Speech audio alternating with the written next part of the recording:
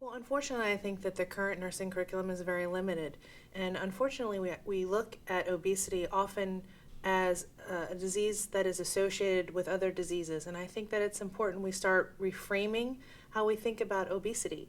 Obesity should be considered as a unique disease process that is contributing to other problems that manifest in the hospitalized environment and in their own environment at home.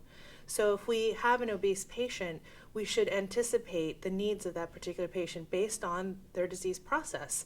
So we now need to stop thinking about the patient as diabetic and, oh, by the way, they happen to be obese. Rather, we need to think that the patient is obese. We should anticipate endocrine problems. We should anticipate respiratory problems. We should anticipate cardiac problems and reframe how we think and how we approach an overweight and obese patient so that we can take care of them appropriately. Everybody recognizes that obesity is an epidemic in the U.S., but still, many healthcare professionals are not equipped with the appropriate tools to be able to effectively manage and treat bariatric patients. One of the objectives of this video is to provide you with the tools necessary as new healthcare professionals to effectively manage and safely treat patients that are obese.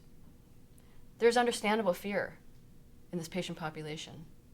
Understandable from a new therapist perspective, and perhaps you didn't get all the educational components that you needed to be able to go and directly jump into the situation. So we want to dissuade your fear with giving you the proper tools to show how these transfers should be done, how to move a bariatric patient, how to understand what the issues are medically related, skin issues, circulatory issues, etc. I think our nursing students particularly have to develop a professional identity and feel like they're part of a team. Where better can a team approach be used when taking care of somebody who is morbidly obese because of such the varied needs? And our nursing students have to understand that it's not about them just taking care of the patient because of the physical demands of it, the emotional demands. So I think it becomes really important for our students to learn from an early point that this takes a team approach.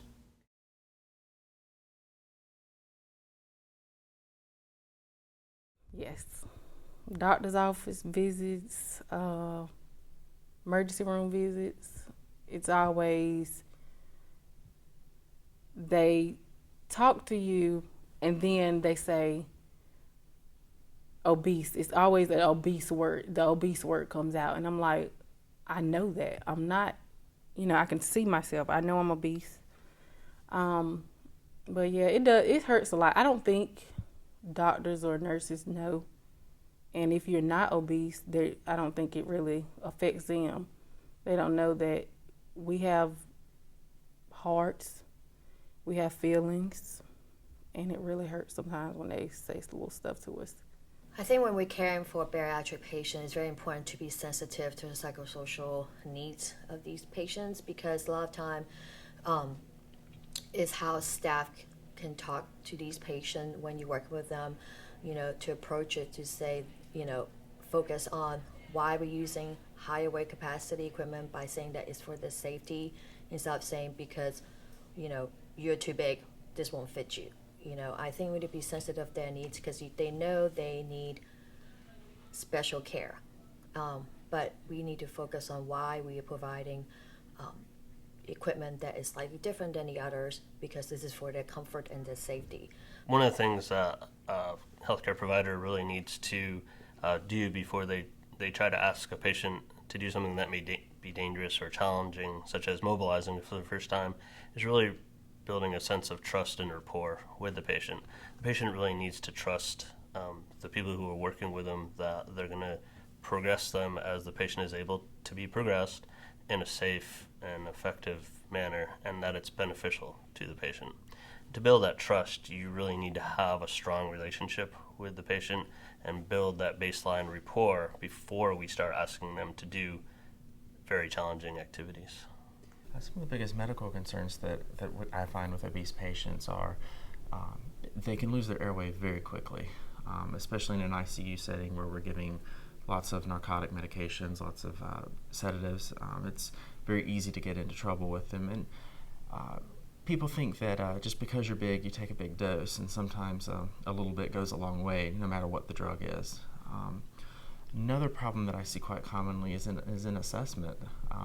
People sometimes forget that just because the person is big, the organs are still in the same place. Airway is always a big concern for us. Our patients are critically ill. They're getting lots of medications that sometimes have sedating side effects. And some of these patients, it can be very difficult to get them intubated. And once they're intubated, they're very difficult to ventilate. They require pretty hefty amounts of PEEP to move their chest. So they are a big challenge for artificial airways and mechanical ventilation. And even before we get an endotracheal tube in them, they have lots of problems sometimes with obstructive sleep apnea, requiring frequent BiPAP to keep their airway open. So airway is always a big concern with these patients. A larger cardiovascular concern that we see a lot, especially in the ICU and the inpatient world, is just maintaining IV access in these patients sometimes. They have lots of subQ fat in their arms. It's difficult to get peripheral IVs in them. Laying them down to try and get a central line into their IJ or subclavian can be quite difficult, if not impossible in some areas. Even femoral lines can be very difficult to obtain. The patients often can't tolerate laying flat. One of the things that I've learned through the years is the right equipment plus the right technique yields better functional outcomes for our patients, and that's really what we want to do. There may be 8 people trying to roll this person on their side, and I want to say you don't need to do that. You don't need to use poor body mechanics or X number of people to do a simple biomechanical task. You need to see first what the patient can actually do to assist you. Don't automatically assume that because they're morbidly obese that they can't move. So you need to actually see what they can do and assist through technique. No, this is ongoing learning. You can't just watch this video and have it all. You have to take the skill sets that you learn in this video and put them to use. You have to update your practice and continually. And if you have a question, to talk over with your peers and find a solution to that problem and put it in practice. That way you incorporate those in your motor memory and you will start to do them automatically. My hope that this video will be beneficial not only to nursing students, occupational and physical therapy students, but also to current practitioners. So I think that if they take the time to watch these video clips, to learn the appropriate transfers, how to move someone in the bed, how to pull them up in the bed, how to have them on their side, how to help them get out of bed, how to go to the bathroom, how to get on the commode, get off the commode, how to ambulate safely. I think it's important. We're all involved in the patient's care. We're all involved as a team, and I think that every member of the team should know how to safely do this. And I think that both new and current practicing providers will benefit from these video clips.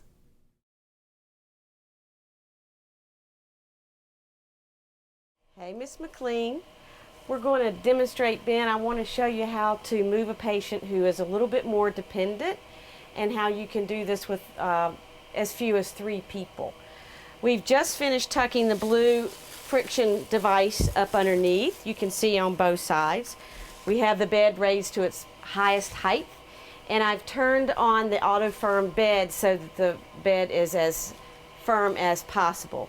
Now we're going to ask Ms. McLean to shimmy over to Andrew and Ben, and they're going to be at her shoulders and at her hips, and we're going to ask her if she can slide, and Andrew's going to help move her legs over a little bit to get her over there just as a start. Okay, and then on the count of 3 you can try to help, and we're going to pull her that way. 1, 2, 3. Okay, and usually you'll do this in stages, once or twice. We'll do one more. Can you move your shoulders a little bit? Sometimes they can help move their shoulders when they can't move their girth. So 1, 2, 3. If you'll notice, the body mechanics needed so that your weight is evenly distributed to protect your back. Now I will take the sheet and I'll ask Ben to come over and help me. Andrew is going to bend her knee up and position that so that he can guide that part of her weight.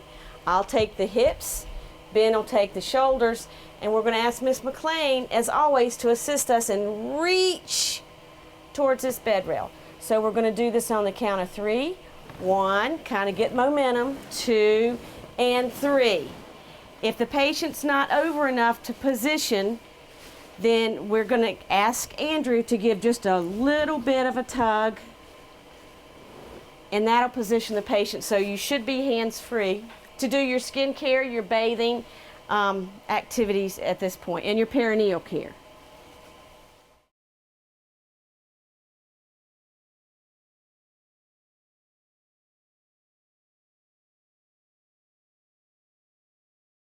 Okay, Ms. McLean, I wanted to show Ben some other techniques. So we've invited the ergonomics champion to show us some techniques that we would use for a patient who is more dependent and less able to move freely. Yuli? Hi, Ms. McLean. So we're going to use these friction-reducing devices to help slide you to the head of the bed, all right? So when we do this, what I would like to tell you to do is that we will have to raise the bed first, and then max inflate the bed mattress, and then put the bed in Trendelenburg. Okay. Okay?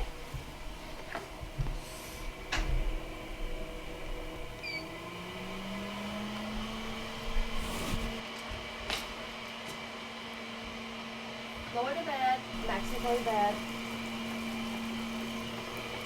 I'm going to move the sheet so we can get to you.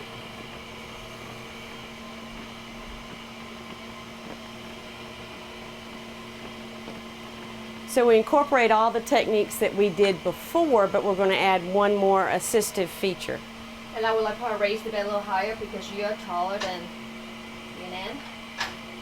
You doing okay, Miss McLean? Okay.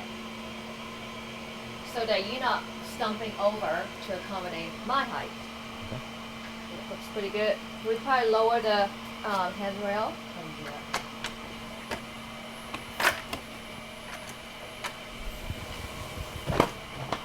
We're going to use this friction reducing device to help slide you to the head of the bed, okay? We're going to tuck this between the sheet and the mattress, never directly under the patient, okay?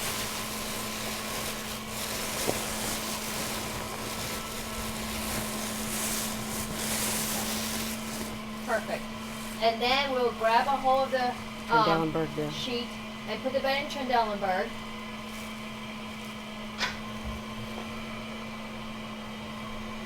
What this does is just going to be very slick. Gravity helps you go down because it's also slick. All right? Okay. And now I want you to bend your knees, wide base stand, and then just take side step as we move forward. Okay. Sounds good? On my count of 3. 1, 2, 3. Perfect. Very nice. You did great, Miss McLean. Did you feel okay? Yes. All right. So we put her back up, and then we'll just take these liners out. We do not want to leave it under the patient because it would be too slick. It will become a safety hazard. And then we just fold this up, and then we will use it again until this is torn or soiled. Okay.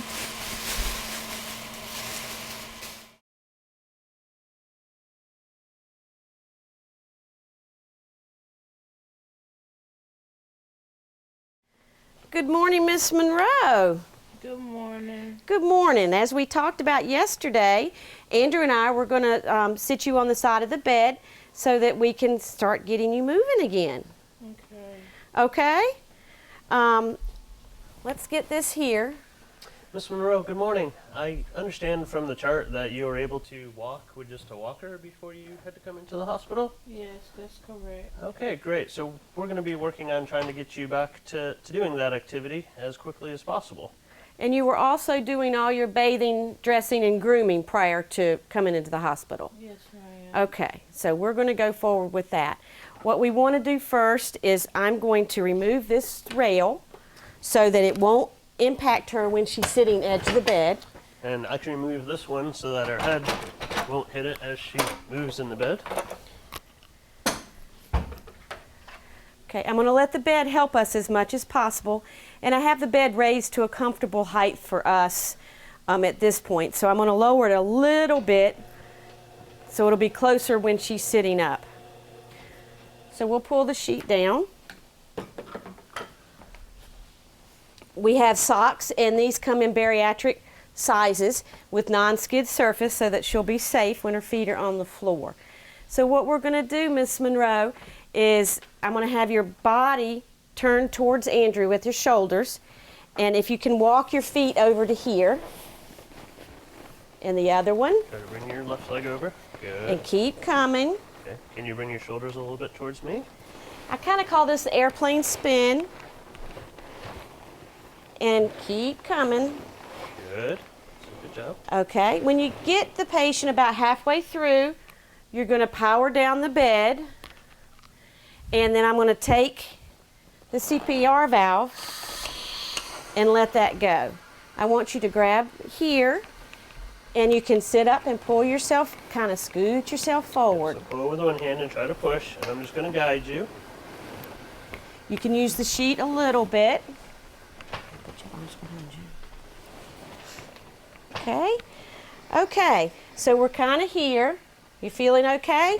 One of the problems is she's leaning back, so we're going to use the sheet to help pull her hips and pelvis forward. Hike that hip that side and this side. One more time. Hike and scoot forward. Now I want you to lean forward. Okay, and then Andrea will come over here. That was a great job, Miss Monroe.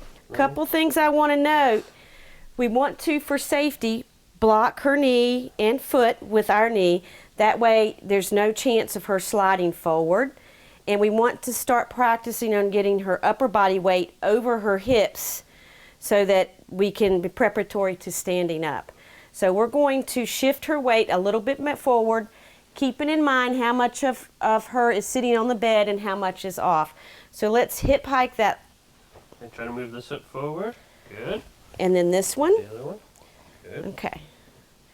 All right. And then we can use the power of the bed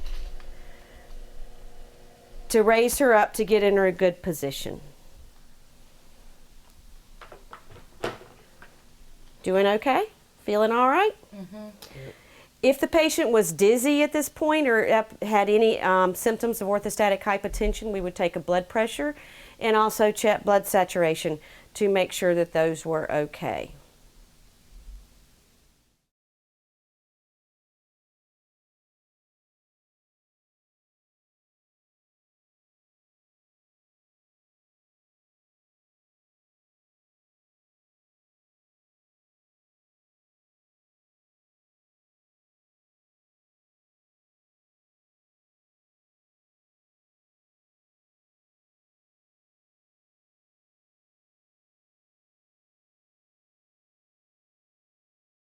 Okay, we're going to demonstrate and talk to Ms. McLean about sitting up in this chair and increasing her tolerance to sitting out of bed and being upright. So this is a stretcher that turns into a chair, and we're going to go through the process of doing that. So I'm going to put it in chair mode. We're going to go slow because sometimes this can be a little bit scary. And about part way, I'm going to ask her to hold on to that. And I'm going to grab the poles to give her a little bit more secure feeling. I'm going to insert these in.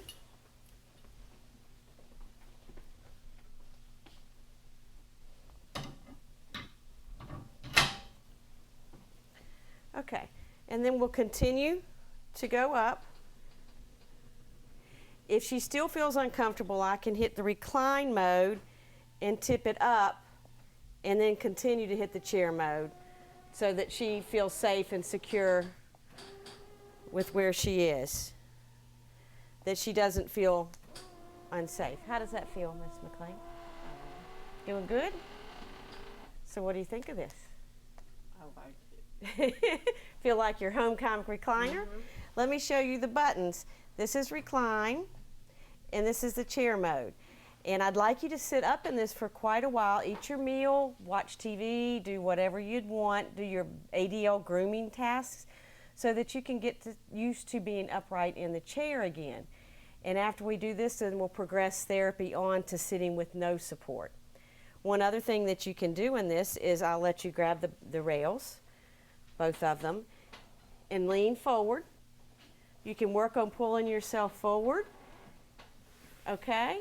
And you can also work on moving your hip from side to side. So you kind of shimmy those hips back into a comfortable position. Any little movement like that helps increase our core strength, and we do well. Do you have any questions for me? No, thank you. So a lot of times they'll hang it right there so that it's in control and good for you. All righty? Just ring your bell when you're ready to go back to bed, and we'll transfer back to bed.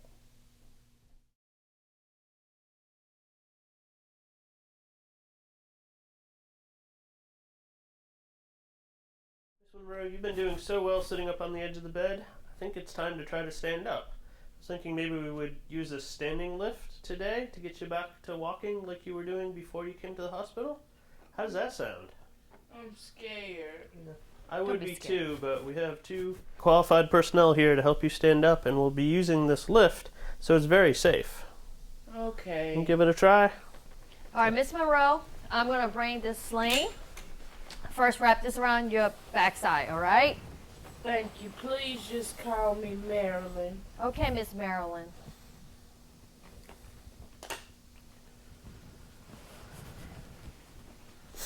And what we'll do is we're going to hook this to your sling. You okay with that? Yeah, that looks good. Okay. Spin that a little closer. Have you scooped to the edge of it? Okay. Let me lock it. Can lock it down. I'm And gonna hook on this side. Yep. And let's lift one hip at a time and just kind of scoot forward a little bit until your knees hit the knee pad. Okay.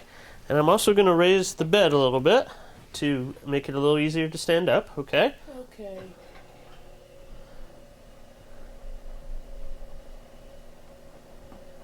Okay. And that then should be now good. I'm gonna raise the knee support here to support your legs better. Okay. Okay. Not gonna fall, Elma. No, you're not. We won't let you fall. But you do have to work with the lift to stand up. So what you want to do is stand up and let the lift help you. Okay. All right. So now we have tightened you on this. You're very secure right now. The sling will hold you up. But like Andrew said, we want you to help stand, okay? I would say scoot your feet back just a little bit. Good job. I'm going to press up, and the lift will kind of bring you up. I want you to go with it as if you're standing with it. Okay. Sounds good? Yes. ma'am. Okay. Okay, lean forward and stand. Push, push, push, push, push. Oh. Nice job. Ooh, You Good. look great good to standing up. stand up. Yep. Kind of bring your hips in, your shoulders back, head up. Keep those eyes open.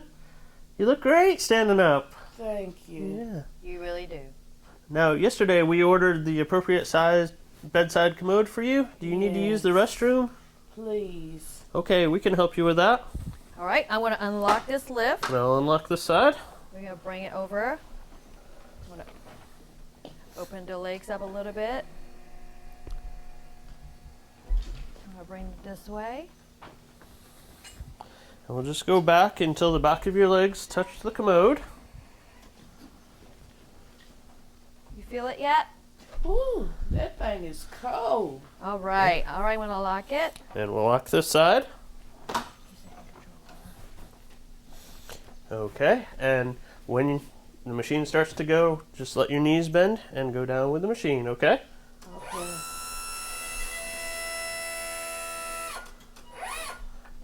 Okay, good. Feels good to be up. Yeah, and we can loosen the ropes a little bit to give you a little... Space. And we'll give you some privacy, all right? Oh, thank you very much.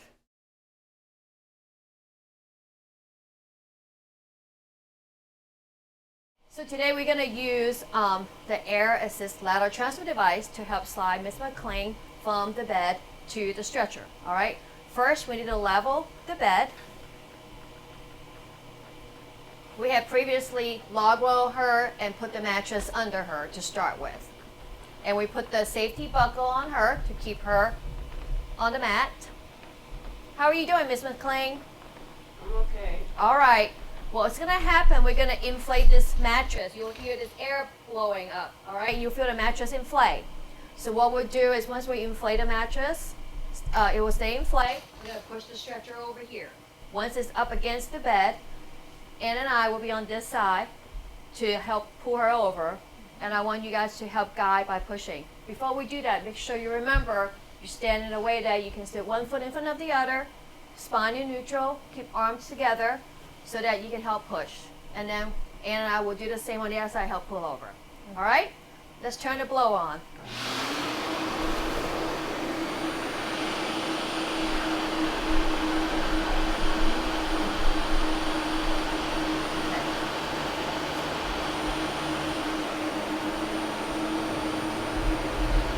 Lower the bed just a hair. That's good. That's good. Okay.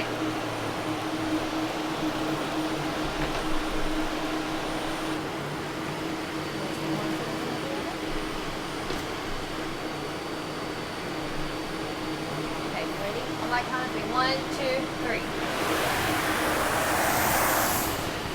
Okay, center her. Let's slide her up.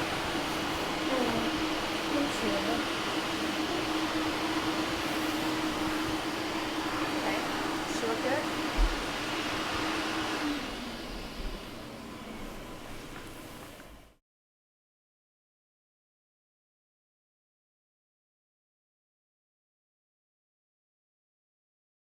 Good morning, Miss Monroe.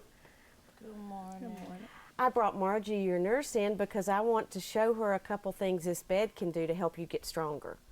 I want you to sit up in bed as much as you can so that we can help increase your abdominal strength and your core strength. So I wanted to show Margie how to do that, and you. So I'm going to raise the head of your bed up, okay? Because I want you to be in control and know how to do this yourself, okay? So you watch because I'm going to have you do it as well. So I'm going to raise the head of the bed up to about there, and then we're going to reverse Trendelenburg the position of the entire bed. You'll find yourself slipping just a little bit as your feet kind of hit the footboard, but that's okay. Don't worry about that. Okay? And then as you can, I want you to reach for the lower rails. See if you can reach. Okay? And I want you just to sit up. Okay? We'll not help her, but just guide her. Come on, that's it. Pull, pull, pull, pull, pull. So that she's doing the work. Good job. Now, can you let go of your hands? I'm not sure. Okay. Let's try. Okay, we'll lower the bed a little bit more till we have her position. That's it. Okay. See Now if you you should can- be able to sit. Okay. What are some ways you think you can do, things you can do when you're sitting this way, Margie? I think it'd be great when you're doing your morning care to sit up like this, and maybe when you're doing your crossword puzzles or reading, it's a good position for you. Another thing I'd like you to do is eat in this position. It's really good for your digestion as well as getting some nice, good 30 minutes of sitting at a time. Now you're in control, so I want you to feel comfortable using this bed and making it do what you want. Okay. Okay? Good job.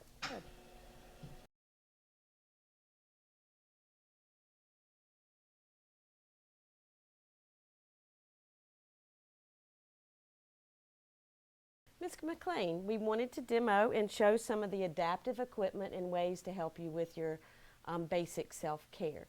So what I'd like to do is use your reacher, and I want you to take your sock off. For patients who have difficulty reaching their feet, this is a great assist in helping them do that. And then you can pick your sock up. Okay? This is a standard sock aid. And then we have a bariatric sock aid. So we're going to have her put the sock on the sock aid.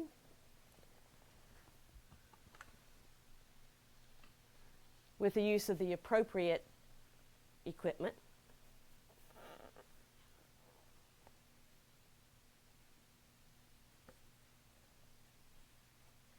This particular sock aid has ridges, so it will accommodate for various size feet,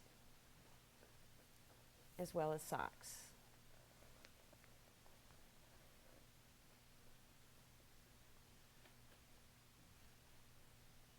Okay, just a little bit to get that last toe. Good job.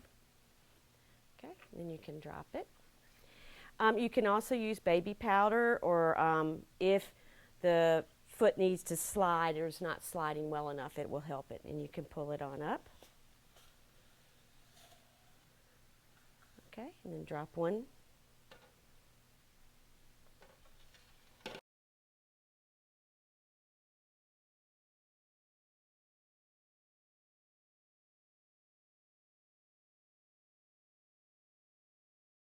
Good afternoon, Miss Monroe. How are you doing today?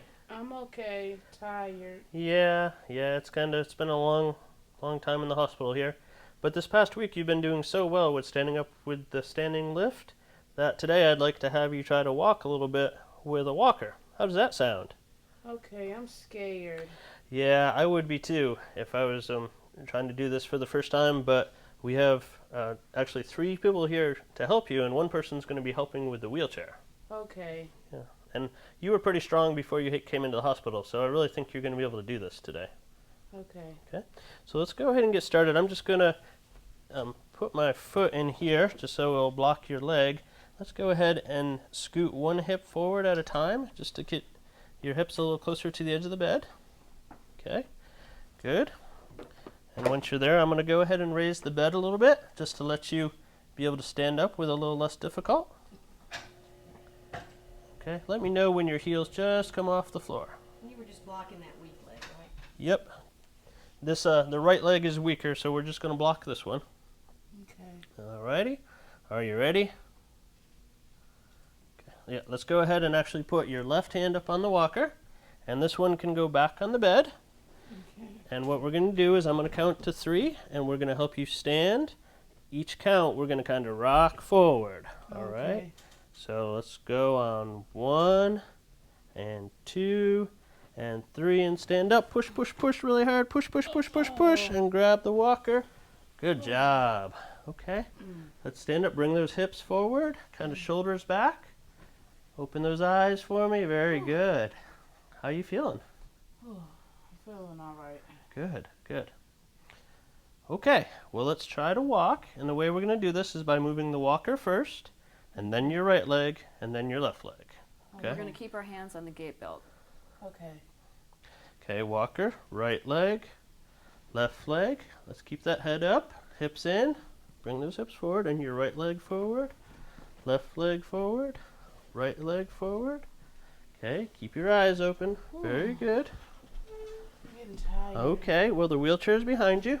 And can you lock the wheels?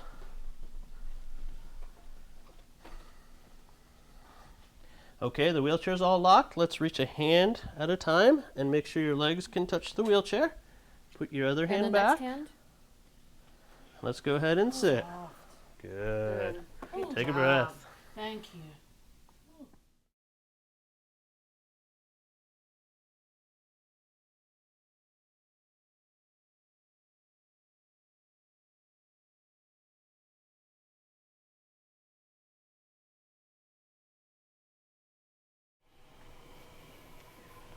Hi, Miss Monroe. How are you? I'm fine. I want to introduce you to Penny. She is our wound care nurse, and she's here today to talk to you and me about your skin care before you go home. Okay. Hi, Miss Monroe. As she said, my name is Penny, and I take a look at skin across the hospital. So I was asked to come here to take a look at your skin to kind of help figure out the best way to take care of it. And one of the things that Valerie was telling me is that you've got a little bit of issue in your skin folds. So I went ahead and brought with me a product that I thought we'd probably want to use for you. It's called Interdry. It's this special material that its whole purpose is to wick moisture out of skin folds. Because, and as you probably noticed with skin folds, they can get really moist sometimes. And when we get moisture, it's hot there, it's real easy for bacteria and fungus to grow. So what we've found is by using this special material that has some silver on it, it'll wick. We simply lay it in the skin fold. So after you have your bath, you're all clean, dry, we take just a sheet of it, lay it in the skin fold, and leave about that much that's outside of the skin fold, so that as it wicks the moisture away, it evaporates it. And then the silver on it keeps the bacteria and fungus from growing. So we found it works really, really well to keep skin folds in good shape. What about baby powder? Can I use that? We recommend not, and the reason being is we actually give baby powder a different name, and that's called fungus food. The reason being is in skin folds, fungus can already grow because it's perfect environments, warm, moist, dark. It's exactly what fungus likes to grow. And then the powder actually acts to feed it, and it'll grow even more. So we actually recommend that you not use that. And actually with your inner dry, you don't need to use anything else, just that in there to wick the moisture away, keep the fungus down. But you can only use it on the front side. So I know sometimes people can get skin folds on the back and get some dermatitis on the back side, but you can't use it there because it has to have a place for it to evaporate. And on a skin fold, on the back side, there's no place for it to evaporate.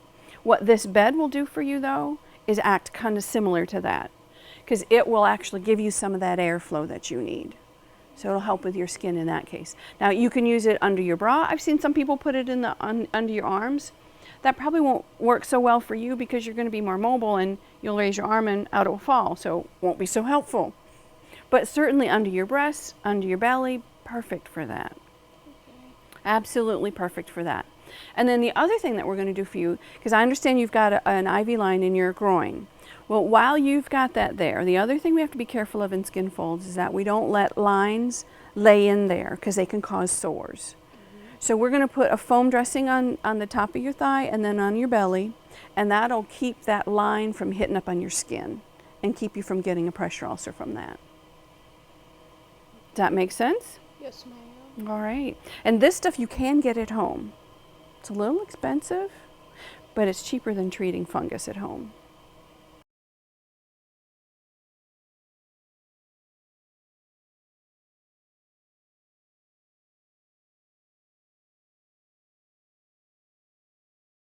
Good afternoon, Mrs. McLean. Now that we have this lift sling underneath of you, we're going to go ahead and help you be lifted up to the chair for a little bit of time this afternoon. How does that sound? Great. Okay, well, wonderful. Amy, if you could go ahead and bring the lift in. So we just want to bring it in so that the spreader bar is centered over the patient. And Amy, if you could go ahead and lower the lift down until we're about an inch or two away from the patient.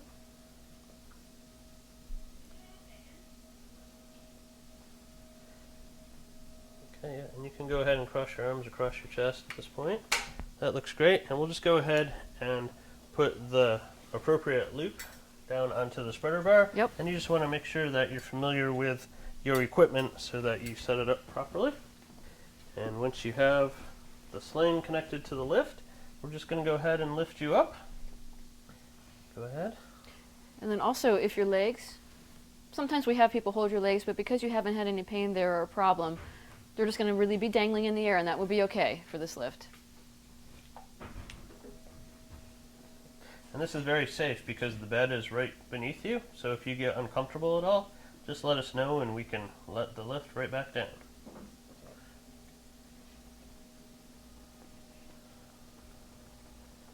And just feel it gradually lifting you up. Now today we're going to go to the chair, but we can essentially use this lift for any other transfer surface. Yep, we sure can. Is your head doing okay? Sometimes we have to help support your head a little bit. Okay, we're about 1 to 2 inches above the bed, so I think we're in a good position to move now. Okay, let's go ahead and start moving over towards the chair. Okay. Okay, Miss McLean, now that we have you centered over the chair, we're going to go ahead and lower the lift down. And once the lift is down, we'll disconnect it from the sling and use the And you can chair. put your legs out straight. And we have a platform on the end here so that your feet will go against.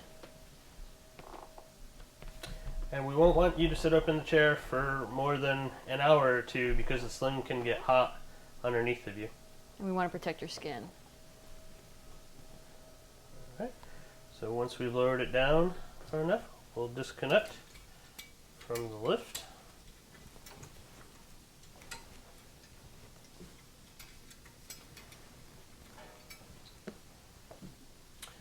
You just have to raise the lift up just a little bit in order to get it away from the chair. Oops. And then we can go ahead and put the chair into position. We've put out the foot plates so that you have a place to put your legs and feet. You feel them underneath your feet? Yes. Okay. The chair's going to sit you up.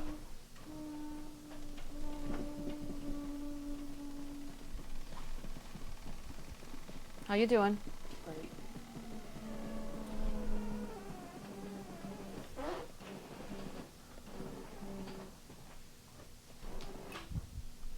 And we'll go ahead and put these safety bars back in.